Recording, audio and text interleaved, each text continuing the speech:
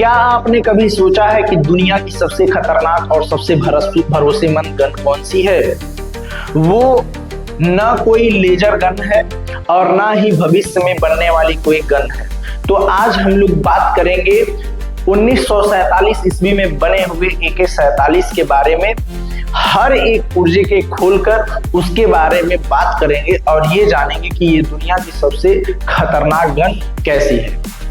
जय हिंद, जय भारत। तो सबसे पहले हम लोग बात करते हैं जो AK-47 गन है, इसको बनाया किसने था? तो रूस के एक टैंक कमांडर थे जिनका नाम था मिखाइल क्लाशनिकोव था, इनका नाम था। ये द्वितीय वर्ल्ड वार के समय में घायल हो गए थे, जिसके वजह से ये एक हॉस्पिटल में भर्ती होते हैं और उनके दिमाग में वहां पर एक विचार आता है कि क्यों ना एक ऐसी मशीन बनाई जाए जो हर एक मौसम में आसानी से चल सके। तो इन्होंने उस समय एक ब्लूप्रिंट तैयार किया AK-47 का। AK-47 का मतलब होता है मिखाइल क्लाशनिकोव का ऑटोमेटिक गन, ऑटोमेटिक राइफल। और ये जो राइफल थी ये 1947 में आई, इसलिए इसका नाम पड़ गया AK-47। आप लोग खुद जानते ही हैं, चाहे फिजिक्स हो, चाहे केमिस्ट्री हो, चाहे खोज की दुनिया हो, यदि कोई साइंटिस्ट या इंजीनियर कुछ खोज लेता है तो अपने ही नाम पे उस चीज को रख लेता है। तो AK का मतलब हुआ क्लाशनिकोव का ऑटोमेटिक गन और 47 का मतलब हुआ क्योंकि यह 1947 में यह गन आई थी। तो ये जो गन है, अब तक मैं बात करूं, ये जो AK-47 है, ये जो आप क्लाशनिकोव को देख रहे हो हाथ में लिए हुए हैं, ये जो गन है ये अब तक लगभग लाखों और करोड़ों लोगों का जान ले चुका है। इसलिए ये अपने अंतिम समय में इन्होंने एक शब्द का प्रयोग किया, बोला कि मैं एक ऐसी मशीन बनाना चाहता था जो हमारी देश की सेवा करे, लेकिन वह ऐसे स्थानों पे प्रयोग हो रहा है जहां पर इसे नहीं होना चाहिए। तो आगे हम लोग बात करते हैं जो AK-47 है ये कैसे काम करता है, इसका मैकेनिज्म क्या होता है। तो जब आप इसमें ट्रिगर को दबाते हैं तो एक यहाँ पे फायरिंग पिन होता है जो गोली के पीछे मारता है और गोली फायर हो जाती है।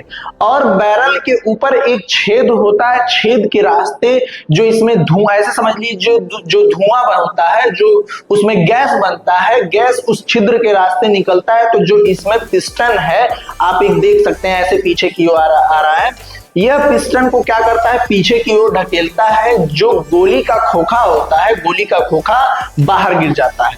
और जब गोली का खोखा बाहर गिर जाता है तो ऑटोमेटिक ये जो होता है, बोल्ट कैरियर बोलते हैं इसको, ये ऑटोमेटिक जो होता है यह गोली को ऑटोमेटिक लोड कर देता है। तो हम लोग इसको समझते हैं। आप यहाँ पे देख सकते हैं एक यहाँ पे छोटा सा पिन है, यह इसमें दिखाई नहीं दे रहा है सही से, एक छोटा सा पिन होता है और पीछे एक हैमर लगा होता है। जब आप ट्रिगर को दबाते हैं तो जो ये हैमर है वो छोटे से पिन को मारता है और वो पिन क्या करता है, लोडेड जो लोड गोली होती है उसके पीछे मारता है और गोली आगे की ओर बढ़ती है। और जब गोली आगे की ओर बढ़ती है तो उसमें स्वाभाविक बात है, उसमें धुआं बनेगा और उसी धुएं के मेथड पे ये काम करेगा, उसी गैस के मेथड पे काम करेगा। ये आगे बढ़ता है और यहाँ बैरल के ऊपर एक छेद होता है, उस छेद के रास्ते जो है धुआं निकलने की कोशिश करता है, जिससे ये पिस्टन क्या होता है, पीछे की ओर खिसकता है और जो गोली फायर होती है, जो उसका खोखा बचा रहता है, वो खोखा क्या हो जाता है, नीचे गिर जाता है। अब स्प्रिंग की वजह से ये फिर से आगे आना चाहता है, जिसके कारण जो इसमें गोली होती है, गोली खुद में खुद इसमें अपलोड हो जाती है, मतलब लोड हो जाती है। तो यह है इसका मैकेनिज्म, इस मेथड पे यह AKM काम करता है। इसलिए हम लोग इसको बोलते हैं gas operated rifle. Gas operated rifle मतलब ये नहीं हुआ कि इसमें से अलग से कोई गैस डाला जाता है, नहीं। जब गोली फायर होती है उसमें से जो धुआं निकलता है, धुएं से गैस बनता है, वैक्यूम बनता है, जिसके वजह से ये ऑटोमेटिक आगे पीछे होकर अपलोड होने लगती है, गोली ऑटोमेटिक लोड होने लगती है और चलने लगती है। तो आगे हम लोग इसके टेक्निकल पावर के बारे में बात करते हैं, इसमें किस बुलेट का साइज का बुलेट पड़ता है, इसका रेंज कितना होता है, हर एक चीज के बारे में हम लोग बात करते हैं। तो सबसे पहले हम लोग बात करते हैं जो AK-47 है, जो इंडिया में बना हुआ इंसस राइफल है, इससे बहुत बेस्ट है, जो कि 1947 का बना हुआ है।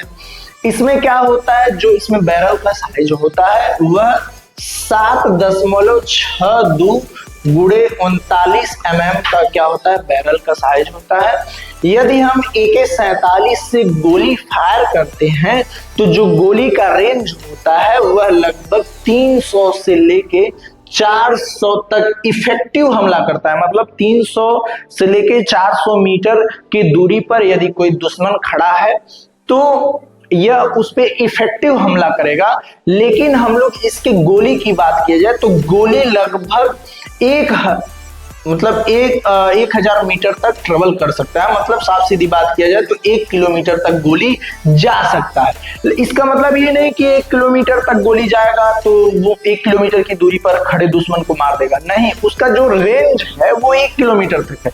लेकिन जो इफेक्टिव रेंज है, दुश्मन को मार देगा, दुश्मन को घायल कर देगा, वो 300 से लेके 400 मीटर है।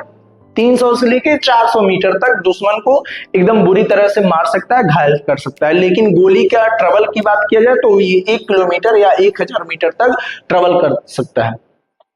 अब इसमें जो आप बुलेट भरा जाता है, गोली जो भरी जाती है, इसकी गोली भरने की जो क्षमता होती है वो 30 से 40 तक होती है। 30 से 40 तक होती है। मतलब मैगजीन की क्षमता की बात किया जाए तो 30 से 40 राउंड की मैगजीन लग सकता है। और इसमें जो गोली फायर करने का क्षमता होता है ये 1 मिनट में, यदि फायर करने की बात किया जाए कि 1 मिनट में कितना गोली दाग सकते हैं, तो लगभग 600 गोली प्रति मिनट। मतलब 1 मिनट में हम लोग इससे AKM से AK-47 से लगभग 600 गोली 1 मिनट में लगातार दाग सकते हैं। यदि मैं इसकी वेट की बात करूं, भार की बात करूं, तो ये लगभग आपका 3.4 kg का होता है। लेकिन यदि इसमें क्या भर दिया जाए, यदि इसमें गोली मैगजीन भर दिया जाए तो ये लगभग 4 किलो से ऊपर हो जाता है, लगभग 4 kg हो जाता है। आगे हम लोग बात करते हैं मौसम की बात करें तो इसको AK-47 को मौसम की रानी कहा जाता है। चाहे राजस्थान का रेत हो, चाहे धूल मिट्टी हो, कीचड़ हो, चाहे ठंड हो या पानी हो, AK-47 को ऐसा बनाया गया है कि ये हर जगह पे ऑपरेट कर सकता है। मतलब हर एक मौसम में ऑपरेट कर सकता है। क्यों ऐसा, किस मैगजीन पे ये काम करता है, किस मेथड पे काम करता है, जो इसमें जो बोल्ट्स के बीच में जो ये बनाया गया है, इसमें थोड़ा गैप करके छोड़ा गया है। गैप इसलिए छोड़ा गया है क्योंकि मेटल जो होते हैं वो फैलते हैं, सिकुड़ते हैं धातु, तो इसमें गैप छोड़ा गया है, खाली स्थान छोड़ा गया है, जिससे ये मौसम के आधार पर अपने आप वैसे ही धारण कर लेता है। तो यह जो AK-47 है हर एक मौसम में आसानी से एकदम स्मूथ तरीके से चल सकता है। अब आगे हम लोग बात किया जाए तो बुलेट प्रूफ जैकेट पर इसका असर क्या होता है। यदि 2 लेवल से लेके 3 लेवल का यदि सिरेमैटिक बुलेट प्रूफ जैकेट है तो उसको आसानी से चीर सकता है, फाड़ सकता है। आप यहाँ पे देख सकते हैं एक सिरेमैटिक प्लेट है जिसमें AK-47 को मारा गया है, उसमें सिर्फ और सिर्फ बुलेट जो उसका है सिर्फ धसा हुआ है, उधर इफेक्ट नहीं किया है।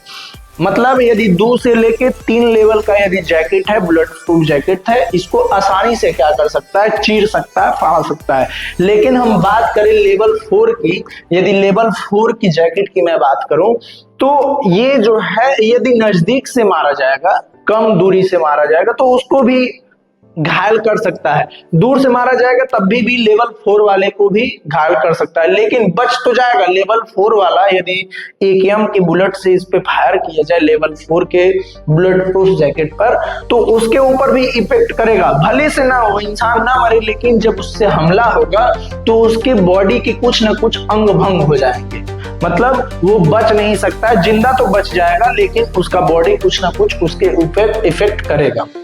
तो भारत में जो AKM या AK-47 है, इंडियन आर्मी और पुलिस एकदम AK-47, AK-203 अन्य गन भरपूर इस्तेमाल करती है, दाब के एकदम यूज करती है AK-47। आप लोग देखे होंगे पुलिस में भी जो स्टेट गवर्नमेंट की पुलिस होती है वह भी AK-47 ली होती है, और जो इंडियन आर्मी होती है वह भी AK-47 का यूज भरपूर मात्रा में, मतलब एकदम दबा के सबसे ज्यादा यदि यूज करने वाला कोई गन है तो वो है AK-47 है। और बात करते हैं कि जो AK-47 है इसमें कुछ कमियां हैं। जब इसको फायर किया जाता है तो ये बहुत ज्यादा झटका देता है जिसकी वजह से एम सही से लग नहीं पाता है, निशाना सही से लग नहीं पाता है। और इसका बुलेट जो है थोड़ा भारी होता है। जब बुलेट भारी होगा तो इसमें ज्यादा बुलेट कैरी नहीं कर सकते हैं, थोड़ा इसका वेट ज्यादा है। पुराना यदि AKM की बात किया जाए, AK-47 की बात किया जाए तो ये पुराना वाला बहुत गढ़ होता था, मतलब वेट उसका बहुत ज्यादा होता था। तो हमारा वीडियो यहीं पे खत्म होता है। यदि आपको मेरा वीडियो पसंद आई हो तो उसको लाइक कीजिए और मेरे चैनल को सब्सक्राइब कीजिए, शेयर कीजिए। जय हिंद, जय भारत, भारत माता की जय।